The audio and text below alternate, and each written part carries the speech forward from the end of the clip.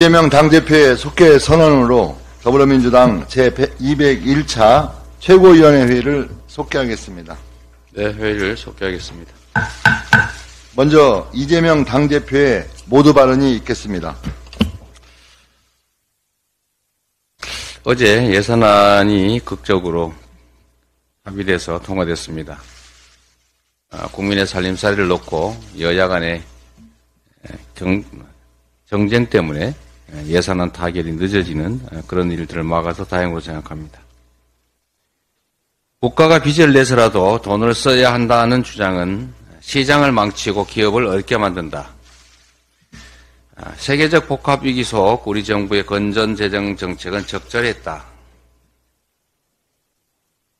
대통령의 말씀입니다.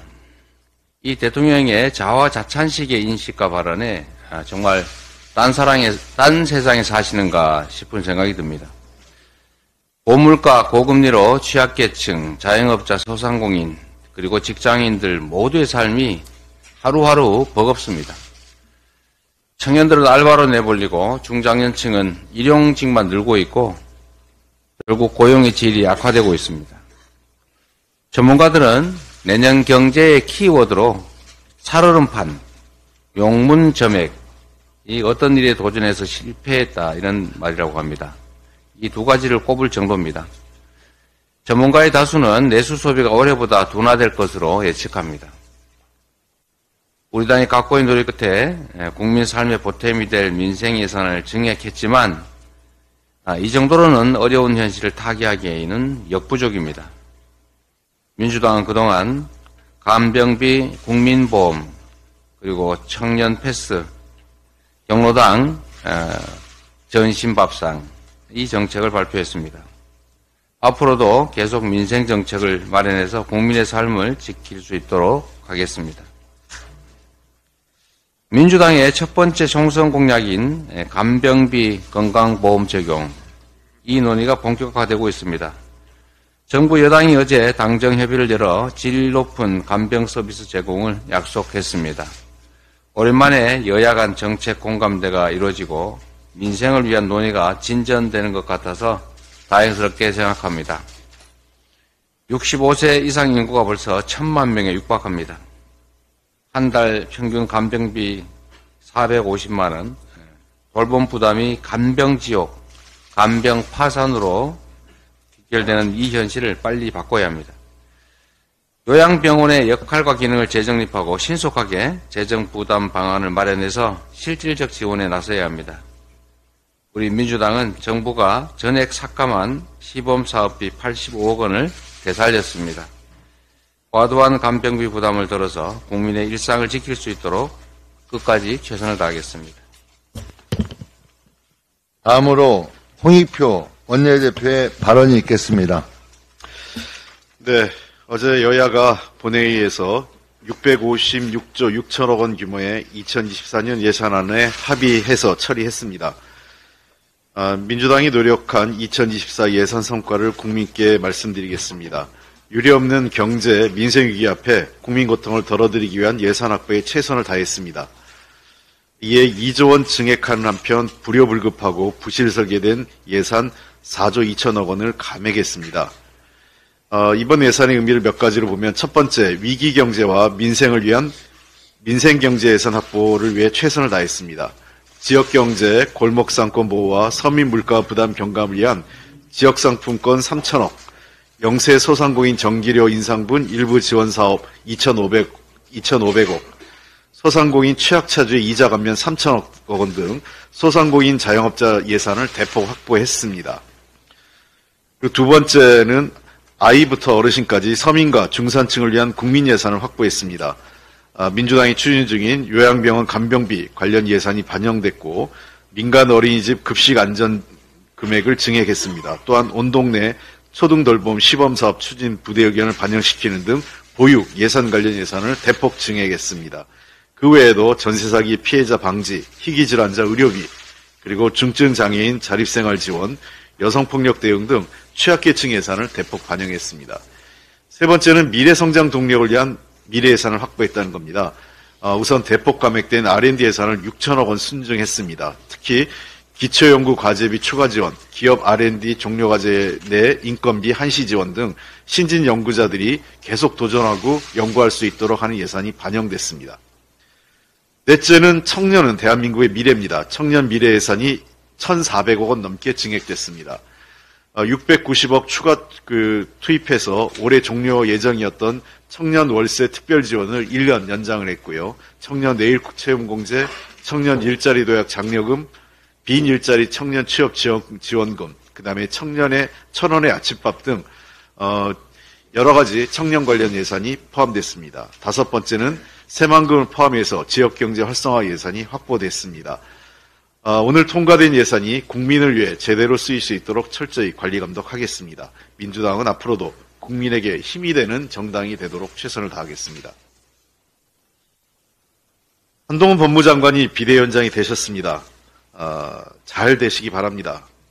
경험 부족이나 법무부 장관에서 비대위원장으로 바로 가는 것이 맞느냐 이런 여러 가지 얘기가 있지만 여당의 선택에 대해 왈가왈부하고 싶지 않습니다. 대한민국이 어렵고 우리나라를 둘러싼 국제 정세가 매우 긴박합니다. 여당이 책임 있게 잘 해야 합니다. 이제 검사 시절의 한동훈이 아닌 정치인 한동훈으로서의 유능함과 실력을 보여주시기 바랍니다. 그러기 위해선 첫 번째 한 가지 덧붙이면 윤석열 대통령과의 관계를 잘 설정해 주십시오.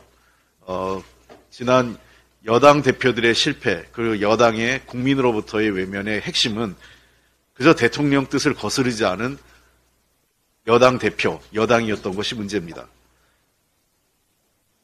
혁신의 대상은 대통령과 대통령실인데 당이 도리어 더 큰 혁신을 당하고 책임을 지는 모습이었다는 것입니다. 한동훈 비대위원장은 윤석열 대통령에 대해서 과감하게 할 소리 해 주십시오. 특검도 받자. 대통령실과 둘러싼 각종 비리 의혹 이번 기회에 털어내고 당당한 대통령과 대통령실이 되면 좋겠다라는 걸 해서 지금 쌍특검은 물론이고 해병대원 특검, 국정조사, 양평고속도로 국정조사 받는 것이 바로 그것이 혁신이고 한동훈 비대위원장이 해야 될 일입니다.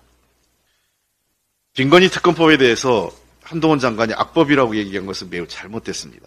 사실관계도 틀렸고 비대위원장은 모르겠는데 그 말씀할 당시는 법무장관이었습니다. 법무장관이 중립성을 훼손하는 발언입니다. 특히 특검 수사가 총선 기간 때 하는 것은 악법이다 이렇게 얘기하는데 글쎄요. 한동훈 법무장관이었다면 이렇게 말씀하셨을 것 같아요. 검찰은 범죄자가 있고 그 범죄를 저지른 행위가 있다면 언제 어디서나 수사를 하는 게 검찰입니다. 그리고 그렇게 하는 게 국민의 상식에 부합하고 공정한 거 아니겠습니까? 이게 한동훈 장관의 답변일 것 같습니다. 한동훈 비대위원장은 한동훈 장관의 이러한 답변에 어떻게 답하실 건지 궁금합니다. 아울러서 한 가지만 덧붙이면 이제 한동훈 법무장관을 비롯한 핵심적인 정치검찰이 사실상 검찰을 떠난 계기가 됐습니다. 이제 검찰은 국민의 검찰로 돌아와야 됩니다. 이원석 검찰총장이 자신의 역량을 발휘해야 할 때입니다. 검찰의 정치적 중립, 공정하고 인권에 바탕한 수사를 정착하는 계기가 돼야 됩니다. 특히 특정 인맥 중심의 인사특혜 이제 해체하고 인사 형평성도 맞춰야 됩니다. 그것이 이원석 검찰총장의 과제입니다. 국가와 국민을 위해서 최선을 다하는 다수의 검사들이 검찰 조직에 자부심을 느낄 수 있도록 국민의 검찰로 돌아오는 것이 이원석 검찰총장의 몫입니다. 본인의 명예, 검찰의 명예를 살릴 수 있는 계기가 한동훈 법무장관의 퇴진을 통해서 만들어지길 기대해 보겠습니다. 이상입니다. 다음으로 정청래 최고위원의 발언이 있겠습니다. 한동훈 비대위원장을 환영합니다. 무운을 빕니다. 한동훈 법무장관이 무엇이 그리 급했던지 후임자도 없이 무책임하게 법무부 장관직을 허겁지겁 내려놓고 주랭랑 쳤습니다. 한동훈 비대위원장 체제에 대해 조선일보도 걱정스러운가 봅니다. 조선일보는 오늘자 사설에서 이렇게 적고 있습니다. 일방적이고 즉흥적인 지시와 소통 부족, 무리한 인사의 연속, 부인 김건희 여사 문제로 지지율이 가라앉았다. 윤 대통령이 비상상황을 만들었는데 윤 대통령의 최측근이 비상대책위원장이 된다는 것은 순리에 맞지는 않는 일이다. 지금 정부 여당이 처한 것은 김건희 여사의 잘못된 처신 등 그 이유가 모두 드러나 있다. 그런데도 해답이 일절 나오지 않고 반대로 가니 국민이 실망하고 분노하는 것이다. 후략. 조선일보가 쓴 사설이라고는 믿겨지지 않는 윤 대통령 후려패기가 절절합니다. 적나라합니다. 한동훈 비대위 체제의 성격과 방향을 추론해 봅니다. 첫째, 칼질 비대위 성격이 짙습니다. 믿을 건 한동훈밖에 없고 믿을 건 검사밖에 없으니 박힌 돌 빼내고 굴러온 검사 공천을 해야 퇴임 전후 안전보장을 받으니 무리한 칼질과 검사 꽂기가 흥행할 것으로 예측됩니다. 칼질을 하려면 한동훈 본인도 칼날 위에 서는 겁니다. 둘째, 영남 피바다 비대위가 될 것 같습니다. 서울과 수도권에는 룸도 없고 가망이 없으니 영남 안전한 곳에 검사 낙하산 투하를 하면 영남 의원들이 가만히 앉아서 당할 것 같지는 않습니다. 영남 혈투가 볼만할 것 같습니다. 셋째, 윤석열 아바타, 윤석열 부부 호위무사 홍위병 비대위가 될 것 같습니다. 조선일보 사설에서 지적하고 있듯이 잘못은 윤석열, 김건희 부부가 했는데 김건희 특검을 철통 방어해야 하는 고육지책 비대위로 갈 것 같습니다. 논리와 합리가 실종된 윤 대통령 친위 비대위로 갈 가능성이 대단히 높습니다. 넷째, 회유와 압박, 상명 하복 비대위가 될 것 같습니다. 검사가 수사하듯이 공천 과정에서 회유와 압박, 때로는 캐비넷을 이용한 불안과 공포심을 자극하는 무서운 비대위가 될 가능성이 높습니다. 다섯째, 결국 허풍 떨고 먹을 것 없는 소문난 잔치가 된 인요한 혁신위의 전철을 밟지 않을까라는 생각이 듭니다. 정치는 수사가 아닙니다. 정치는 의사결정 또는 의사결정 과정의 행위라고 규정합니다. 검사의 칼춤과 다수가 참여하는 의사결정 과정은 물과 기름처럼 섞이기 어렵습니다. 정치를 수사처럼 하다가는 결국 검사의 칼이 부러지게 돼 있습니다. 한동훈 비대위원장은 9회 말 투아웃이면 후회 없이 휘둘러야 한다고 멋지게 말했습니다. 자기 팀이 이기고 있으면 9회 초에 끝나는 건데 9회 말 상황이면 자기 팀이 지고 있다는 것을 일단 시인한 셈입니다. 그런데 말입니다. 9회 말 투아웃 지고 있는 상황에서는 보통 초짜 대신 경험 있는 노련한 백전 노장을 대타로 내보냅니다. 대타로 초짜 연습생을 내보냈다가 헛스윙 아웃되고 경기를 망치면 감독도 경질될 수 있다는 점을 알아두기 바랍니다. 윤석열 정권이 다급하긴 다급한가 봅니다. 찾아도 없으니 한동훈을 등판시킨 것 같은데 미천이 다 드러났습니다. 사람이 그렇게 없습니까? 한동훈 비대위원장이 한동안 언론 띄우기에 취할 수는 있어도 긴 시간 순항하기는 어려워 보입니다. 세상의 모든 길이 처음엔 길이 아니었다는 한동훈의 말이 맞긴 맞습니다. 그러나 여럿이 함께 가야 길이지 우격다짐으로 혼자 가는 길은 길이 아니라 골로 가는 길임을 명심하기 바랍니다.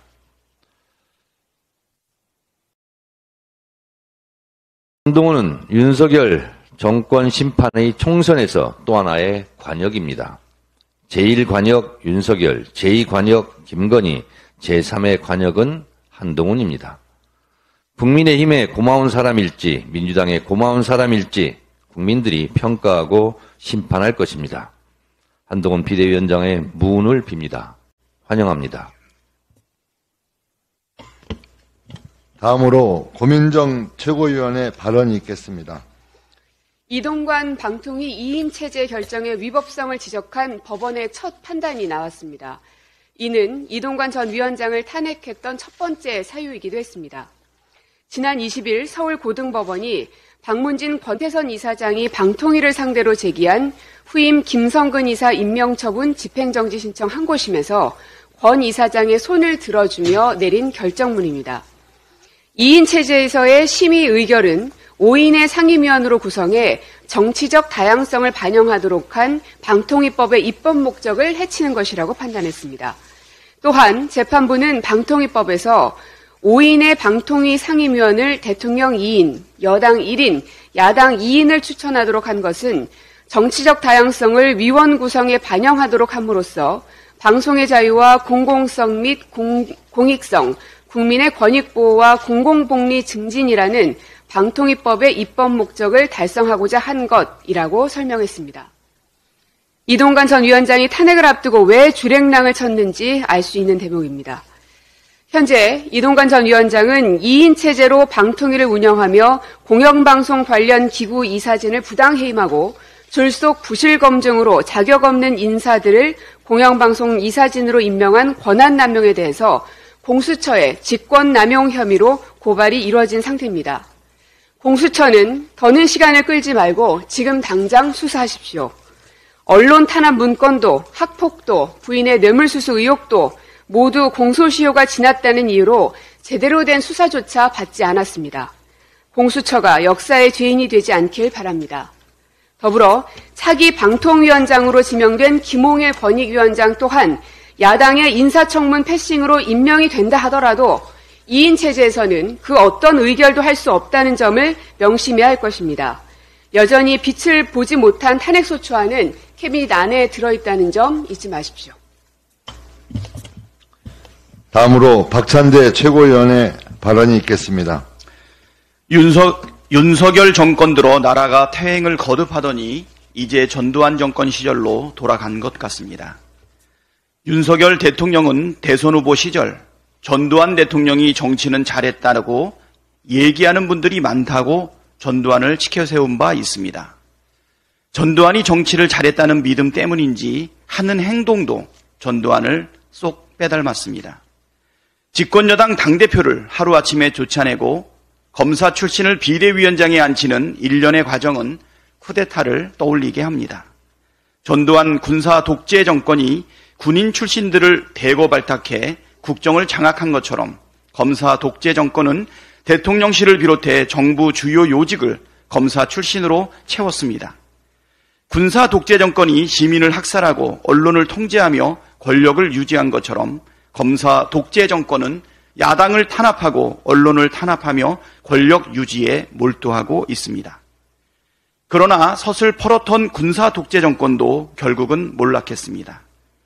윤석열 대통령은 국힘당 의원들과 새벽까지 술을 마실 게 아니라 그 시간에 쿠데타로 권력을 찬탈하고 국민을 짓밟았던 전두환의 말로가 어땠는지 곰곰이 되새겨 보시길 바랍니다. 2022년의 한동훈과 2023년의 한동훈은 다른 사람입니까? 한동훈 비대위원장은 수락전부터 김건희 특검법을 악법이라고 규정하고 김건희 명품백 수수 사건을 몰카 공작이라고 비난했습니다. 그래놓고 이틀 만에 전격적으로 국힘당 비대위원장직을 수락했습니다. 국힘당 비대위원장 수락 이유가 김건희 방탄을 위한 목적이라는 뜻을 노골적으로 드러낸 셈입니다. 한동훈 위원장은 매우 중요한 진실을 빼놓고 사실을 호도하고 있습니다. 검찰이 제대로 수사를 했다면 애초부터 김건희 특검은 할 필요도 없었습니다. 김건희 주가 조작 의혹이 하루 이틀 된 문제가 아님에도 유독 검찰은 김건희 여사에 대한 수사만 질질 시간을 끌었습니다. 공범으로 의심받는 자들의 재판이 진행되고 있는데도 김건희는 기소는커녕 제대로 된 소환 조사조차 하지 않았습니다. 법무부 장관이었으니 한동훈 위원장이 가장 잘 알 것입니다. 또 하나 국힘당이 진작 찬성했더라면 김건희 특검은 벌써 끝이 났을 것입니다. 국힘당의 반대 때문에 총선을 앞두고 처리하게 된 것입니다. 결국 김건희 특검법의 원인 제공자와 주범, 공범은 김건희 여사와 검찰 그리고 국힘당입니다. 그러니 남 탓할 이유가 하나도 없습니다. 이제 정치에 입문하였으니 국민의 뜻에 따르는 게 정치인이 할 일이라는 사실도 되새기길 바랍니다. 국민 10명 중 7명이 김건희 특검에 찬성하고 대통령의 거부권 행사에 반대하고 있습니다. 장관 시절 한동훈은 정치가 국민을 지키는 도구여야지 수사받는 정치인을 지키는 도구여서는 안 된다고 강조한 바 있습니다. 2022년에 장관 한동훈이 2023년에 정치인 한동훈에게 건네는 충고를 가슴에 새기고 김건희가 아니라 국민을 지키는 도구가 되길 바랍니다. 국민이 아닌 김건희 방탄에 나선다면 한동훈이라는 이름은 내로남불의 대명사가 될 것입니다. 한동훈 위원장은 김건희 특검법 처리에 적극 협력하고 윤석열 대통령에게도 거부권 행사하지 말라 건의하십시오. 그래야 윤석열 아바타가 아닌 정치인 한동훈으로 인정받게 될 것입니다. 만약 특검법을 반대한다면 윤석열 아바타라는 오명을 벗지 못하는 것에 더해 서로 카톡을 수백 번 주고받을 정도로 아주 각별한 관계라 김건희 방탄의 목을 맨다고 국민께서 받아들이지 않겠습니까? 다음으로 서영교 최고위원의 발언이 있겠습니다. 어제 국회에서 내년도 예산안이 통과되었습니다.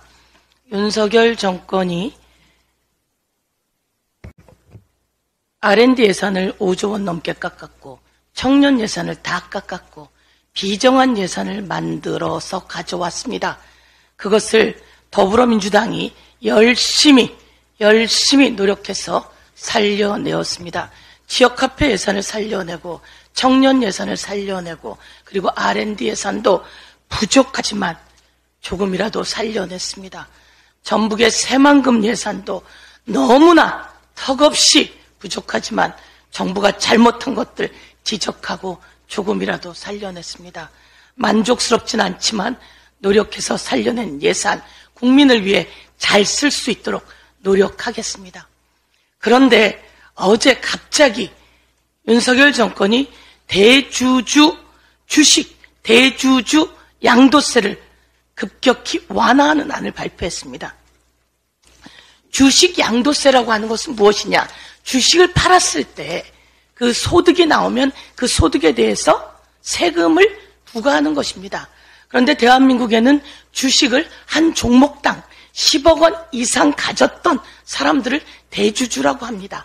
이런 10억 원 이상 가졌던 사람들이 주식을 양도했을 때 그 양도 수익이 3억 원 이상이 나면 25%의 세금을, 그리고 3억 원 이하가 나면 20%의 세금을 부과하는 제도입니다. 그런데 이렇게 10억 원 이상 한 종목당 주식을 갖고 있던 대주주의 기준을 50조로 완화해 버린 겁니다. 그동안 50억으로 완화해 버린 겁니다.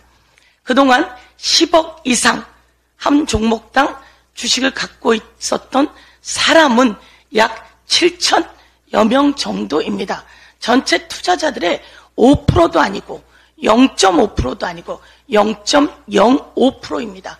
그리고 종목당 10억 원 이상의 주식을 갖고 있었던 사람들이 양도세로 벌어들인 돈이 1년에 13억 정도 되고 전체는 약 7조 원 정도 됩니다.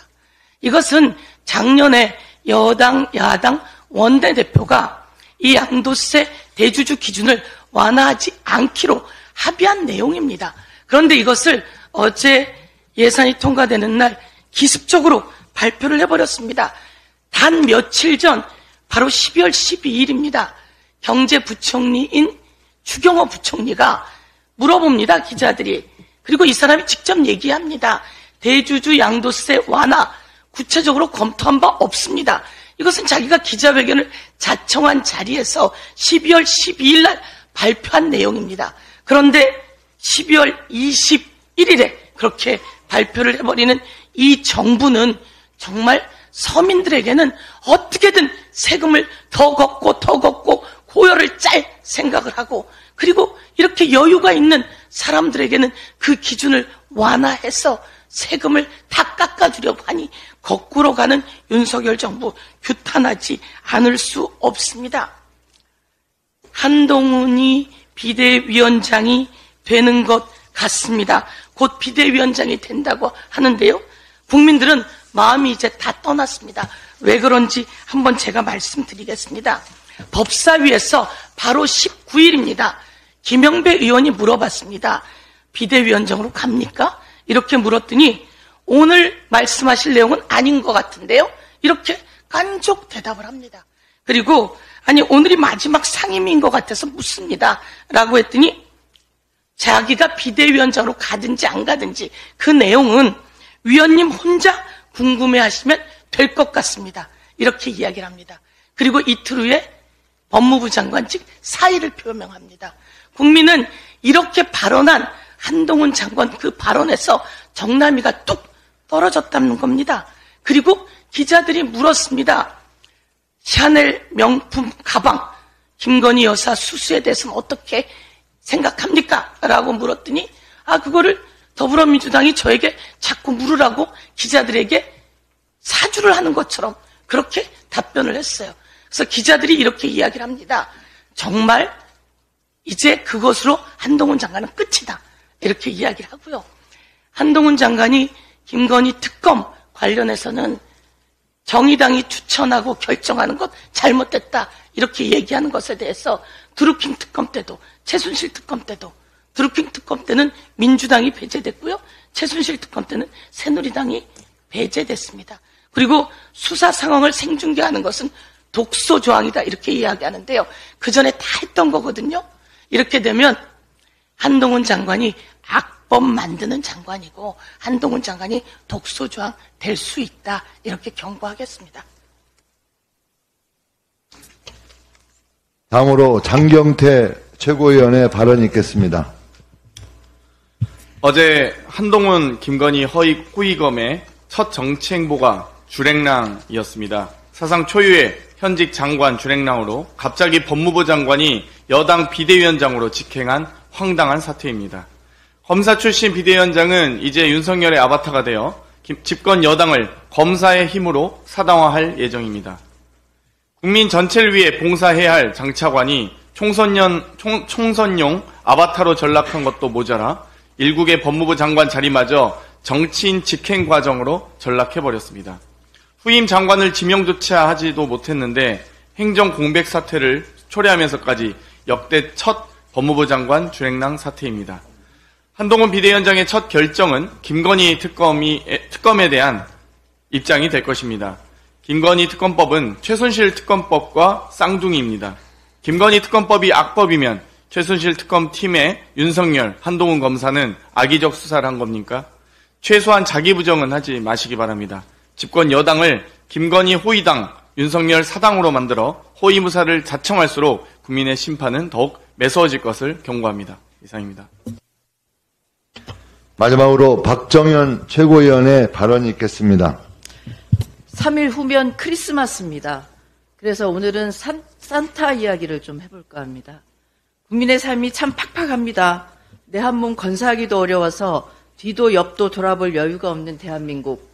그래서 대한민국을 각자 도생 사회라고 합니다. 그런데 이렇게 각박한 우리 사회에도 선한 분들이 있습니다. 얼마 전 술 취한 손님이 난동을 부리고 간 무인 가게 앞을 묵묵히 정리하고 가게 주인에게 연락해 매장 상황을 알린 시민. 새벽 시간 신호대기 중 타고 있던 차에서 내려 도로 위 낙하물을 안전한 곳으로 옮겨 놓았던 시민. 교통사고로 불타는 차량에 갇혀있던 운전자를 구조한 시민들. 위험을 무릅쓰고 1시간 넘게 폭설에 갇힌 차들을 구조하며 따뜻한 나눔을 선물한 타이어 가게 사장님과 시민들. 본인도 힘든데 1,000원짜리를 한 장 한 장 모아 10만 원을 기부한 홀로 사는 기초수급자. 연말 연초가 되면 어김없이 전국 곳곳에서 등장하는 익명의 기부천사들. 이분들이야말로 성탄절을 빛내는 시민 산타들입니다. 다른 이들의 안전을 지키는 데 주저하지 않고 위험한 현장으로 달려가는 시민들. 가난한 삶 속에서도 다른 이의 어려움에 공감하고 기꺼이 자신의 것을 나누는 시민들. 다른 이의 목숨을 구하는데 주저함이 없는 시민들. 이 시대의 산타는 이웃의 어려움과 아픔에 공감하는 이들입니다. 또 다른 산타도 있습니다. 진실보다 자신의 안위가 더 중요한 사람들이 세상병 순직조사 결과를 왜곡하고 축소하려는 것에 굴하지 않고 진실이 규명되고 정의가 지켜지길 바라는 마음으로 의연하게 싸우고 있는 박정훈 해병대 전 수사단장. 더 이상 길거리에서 이유도 모르고 죽는 사람이 없는 세상을 위해 칼바람 속에 온몸을 던지는 이태원 참사 유가족들, 일본이 자행한 반인권적 행위를 고발하고 끝끝내 책임을 묻는 위안부 할머님과 강제동원 피해자들, 진실과 정의를 지키기 위해 의연하게 싸우고 있는 이분들 또한 이 시대의 산타입니다. 이 시대의 산타들께 감사드립니다. 그리고 반성합니다. 정치야말로 산타처럼 든든하고 반가워야 하는데 올해는 많이 부족했습니다. 내년에는 칭찬받도록 더 열심히 일하겠습니다. 마지막으로 한 말씀 더 드립니다. 한동훈 전 법무부 장관이 국민의힘의 산타로 등장할 모양입니다. 한 전 장관은 국민의 상식과 국민의 나침판을 갖고 앞장서려 한다고 했는데 국민들은 이태원 참사 특별법이 통과되는 것이 상식이고 대통령이 김건희 특검 거부권을 행사하지 않는 것이 상식이라고 생각합니다. 한동훈 전 장관이 국민의힘의 산타가 되려면 이 정도는 해야 되지 않겠습니까? 시민 여러분, 메리 크리스마스. 이상 발언을 모두 마치고 당 대표께서 201차 최고위원회 회의를 폐회하시겠습니다. 네, 회의를 마치겠습니다.